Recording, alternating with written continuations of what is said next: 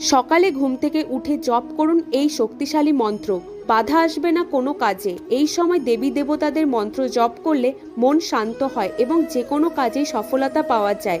এই মন্ত্রটি অত্যন্ত শক্তিশালী মন্ত্র। এই মন্ত্র জপের ফলে বাড়িতে ইতিবাচক শক্তির সঞ্চার ঘটে, মন শান্ত হয় এবং ইন্দ্রিয়কে নিয়ন্ত্রণ করার ক্ষমতা বৃদ্ধি পায়। সকালে ঘুম থেকে উঠে কি করা উচিত সে বিষয়ে জেনে নেওয়া যাক। সকালে ঘুম থেকে উঠে বিছানা ছাড়ার আগে দুহাত দেখা উচিত। দুহাত দেখতে দেখতে এই মন্ত্র পাঠ করা উচিত। করাগ্রে বসতে লক্ষ্মী, কর মধ্যে সরস্বতী, করমূলে স্থিত ব্রহ্মা, প্রভাতে কর দর্শনম। এই উপায় করলে ধনদেবী লক্ষ্মী, বিদ্যাদেবী সরস্বতী ও ব্রহ্মার আশীর্বাদ পাওয়া যায়।